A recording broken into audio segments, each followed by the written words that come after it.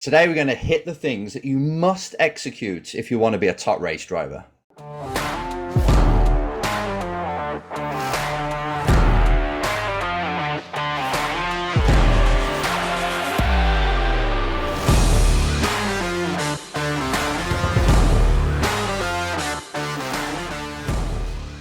Race drivers, this is Enzo with the Race Driver Coach Show. In this video, I want to hit things that just basically give it to you straight because since 1998 I've been coaching in motorsport, and in that time I've had the privilege, you got to call it a privilege, to work with or alongside some pretty damn good drivers. At the minute, I just counted, actually there's 7 of them that I've either worked with or been against in the same team, like coaching their teammate against them, so you get to learn from them and extract all you can from them. 7 of the current F1 drivers and 4 of the current IndyCar drivers. So this isn't just to say, oh, I've been around, I've done all these things. Nothing to do with that. It's just to give you an idea that when you're working with and against these people, you get to see what they're all about. You get to see the qualities, you get to see the weaknesses. And over time, you learn what it takes to make it, what a driver must possess in order to make it to the top, what a driver must possess to be an absolute champion, and what they must possess to fail. so you can notice exactly what they're doing and how that's going to bite them in the backside as they try and climb the ladder of racing. So you just get to see patterns, basically. And as soon as you notice them, and you notice, the good things, and you notice a driver doing these things, you're like, that driver's going to go somewhere. And then you just see it all happen. You kind of, over the years, you see them make their way. Then everyone's sort of like shocked they got to F1, but because you're there and you've seen it firsthand, you're not surprised. You virtually know from straight away if they've got a chance of making it. Obviously, the things we cover here in this video are going to be the kind of skills that you need. 4 of them we're going to talk about that you need to really make an impact in the sport and give yourself the best chance of having a career. Now, there's going to be outside factors that you can't control, like an injury might stop your racing career, like sponsors may pull out, and then just at the time when you need to have your shot, you lose it, or there's no opportunity in the big teams just when you need it. Things happen. We can't control all of them, but we're going to talk about the controllables, and I want to share with you, because it is a question I get quite a lot of: what do I need to possess to make it, or what does a driver need in order to make it all the way? So I want to really focus on that, and 4 of them, 4 main ones. And what we're going to do is have 2 qualities and skills and attributes that you need in buckets full that are in the car, and 2 attribute skills, qualities that you need outside the car that are going to help you career-wise. Well, they all help you career-wise, obviously. So I want to keep it very focused and quite minimal. Instead of saying like there's 10 things, it's like, no, actually there's 4 things I really want you to execute on. And if you do this, and you do this better than anyone else on the grid, or as good as the best on the grid, you're going to stand a big chance. So let's get into this. The first thing I want you to understand that you need to possess is pretty damn obvious. You need the speed. There is no point. And this is actually, it might be the most obvious, and you might be flicking off, say, oh, this is obvious, Enzo, I don't want to watch any more of the video. But too many drivers forget this part. They know that they can just about get a top 10, but they don't think they can win. Yet they still think they're going to make it to F1 or make a career in the sport. I want you to really understand that the human side that we're going to talk about today is speed, is one of them. And if you don't have the speed, that means you haven't got the ability to jump in the car and be quick straight away.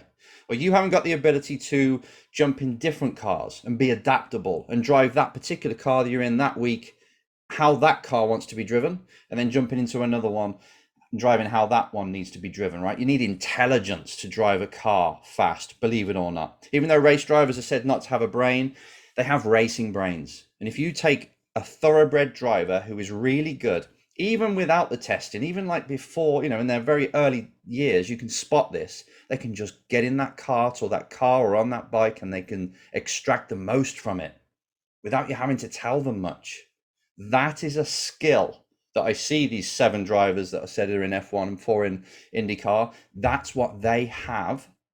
And that is pretty much what every champion has. And that's what I want to talk about. I don't want to talk about the drivers that make it to F1 that are just okay, run of the mill. I want to talk about the champions, the ones that can win F1 races and beyond.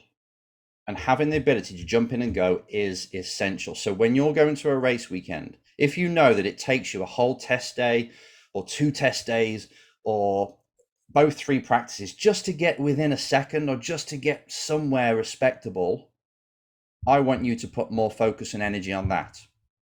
I want you to design things and work in a way that forces you to improve and no longer avoid it or no longer ignore it. Get a coach, get somebody who can, or even the team, to really focus on how can they prepare me or help me prepare myself so I'm there and I hit the ground running. Because, in the wet and the dry, every single condition, you need to be fast. If the car isn't capable, okay, that's another thing. But you have to beat your teammate, or you have to at least drive that car as fast as it can go, or that bike, or whatever it is you're racing. So just understand and don't just think you're going to be quick enough, because there's plenty of drivers out there that haven't even raced, and they're telling me and they tell the industry they've got what it takes. How are you supposed to know that you can even play football and be the next Ronaldo if you have never played?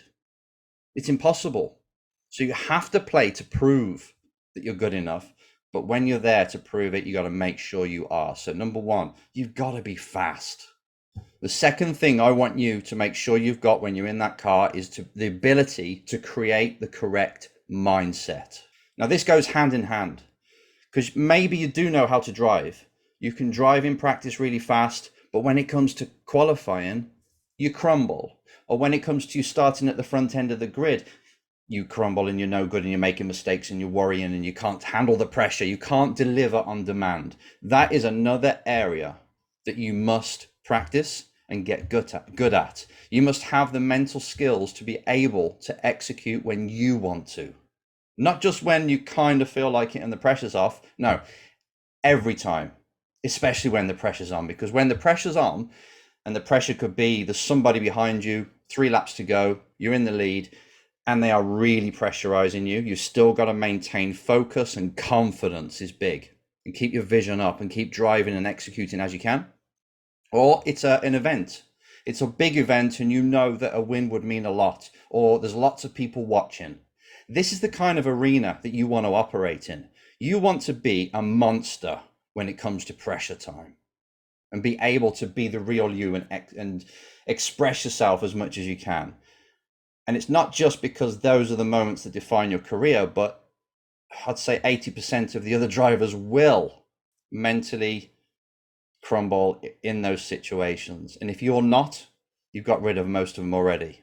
So it's so important. So speed, yes, you need so much speed. It's unbelievable to make you valuable to the industry. You have to be fast, because everybody wants to back a winner. Everybody wants to put their money into someone who looks like they're going to go all the way.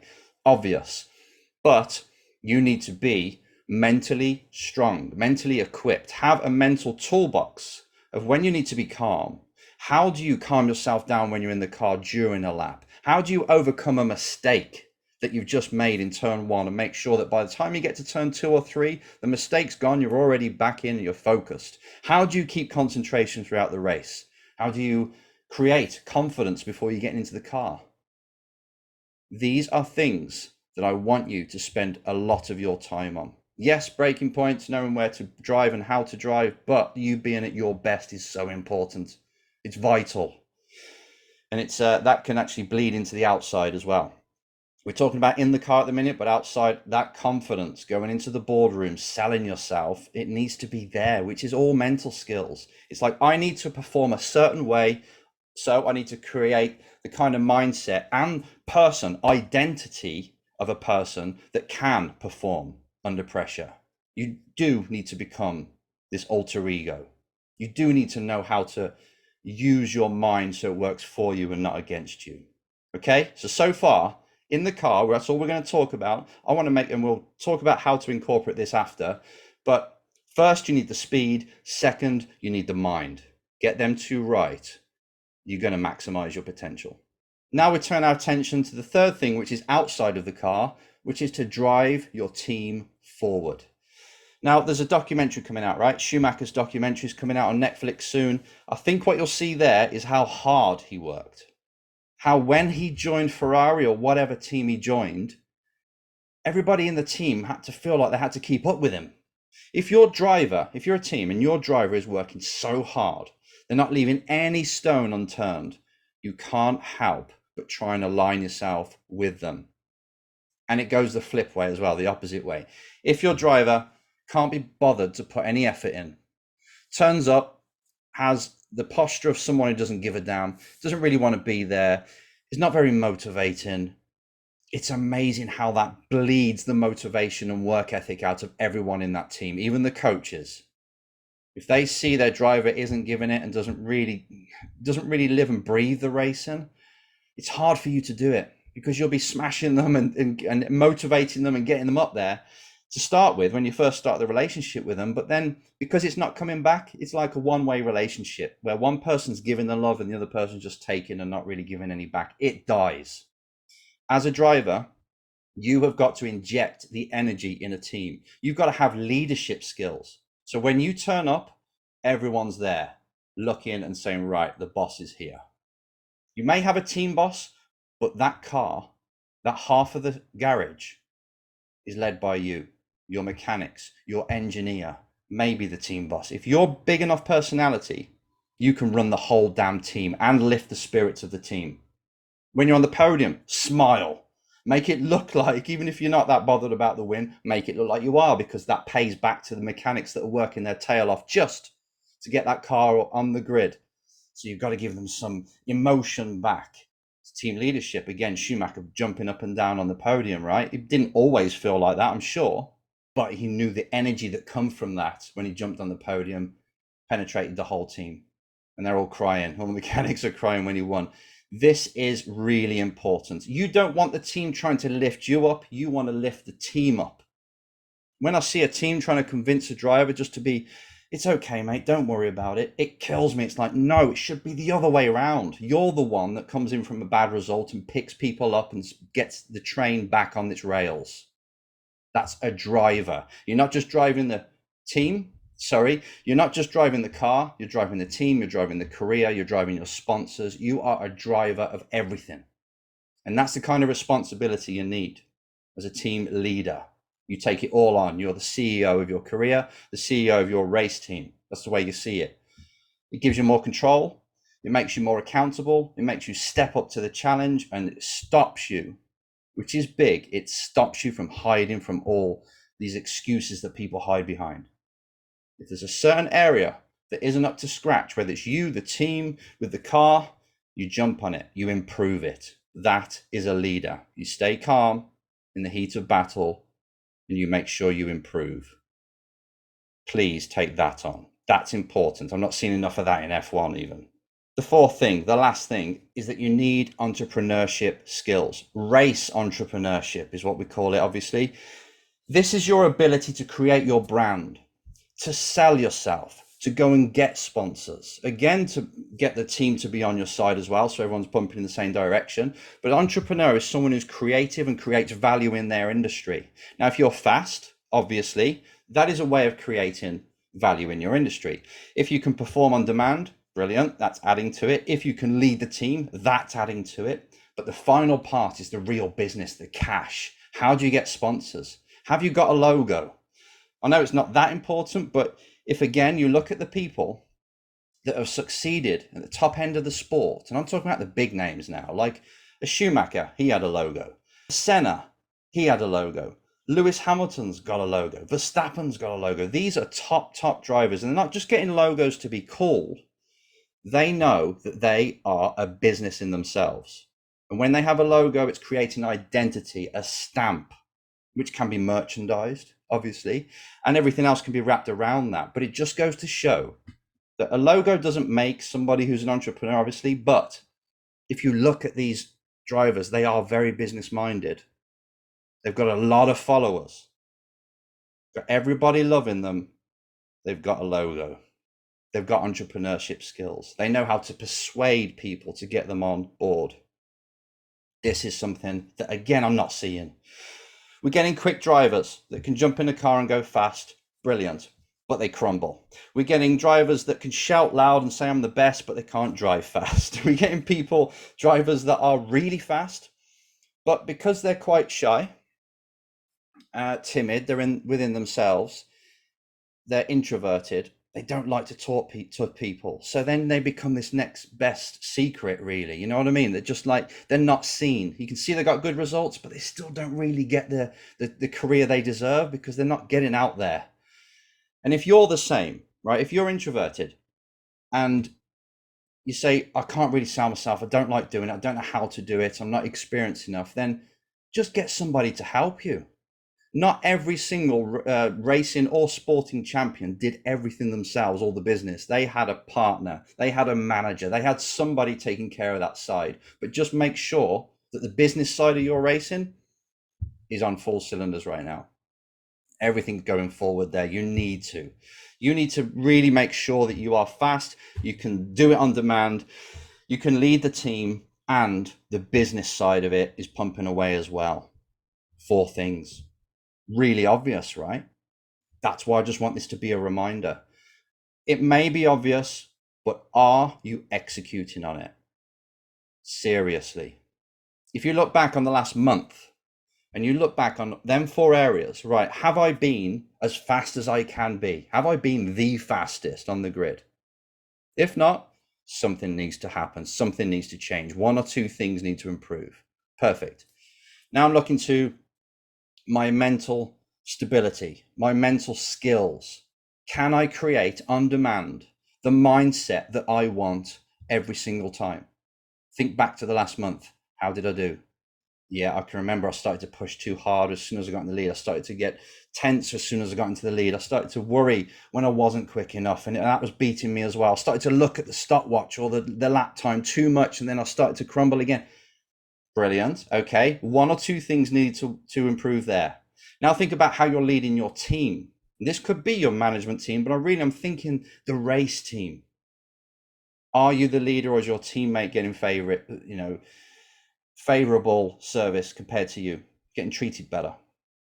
If so, something's got to change. And then the business skills. Are your sponsors saying they're over the moon? Are you getting yeses from sponsors? Are you selling yourself? Are you out there enough? When I start to look at the last month again, yes or no? When I start to ask you these questions, because it's easy to say these are the 4 things you should be great at, but when you look at yourself and say, right, how have I been in these 4 areas over the last month, over the last season? Then you can start to pick holes. Then you start to see how you're shortchanging yourself, how important these are. You've got to do them. If you execute on these 4, if you do these 4 and you're doing 9 out of 10, you look back at the last month, you say, oh, we're 9 out of 10 in that area, 9 out of 10 in that area. I think I'm 10 out of 10 in leading the team, but it's truthful. When you've got other people from the outside, actually like your coach or your team saying, yeah, I think you are a 9 out of 10 in that area. Brilliant. You keep going and just make incremental improvements. But if you see that you're doing 4s and 5s and 3s and 2s and 1s out of 10, in some of these areas, it's time to change, and it's time to change now. And I want you to monitor this. Each and every single race weekend, ask yourself how you did in these areas. Each and every single month, do a performance review. How was I in these areas? Was I quick enough? Was I leading the team? Could I do it on demand? How was my business skills? What have I done on all these sides? This is like running a company. Your racing is a company. So keep an eye on it. So I would say these are the 4 main things that I really want you to focus on and improve and monitor. If you do this and you have people helping you in the different areas, then you are going to stand the best chance of making a successful career. And this goes for everyone. You could be in F1 and only doing 3 of these 4. Or you could be just starting out and you see that you're doing none of them. But it's time to get busy. No matter where you are, know where you are. Know that these are the 4 main skills that I've seen over this time. Execute.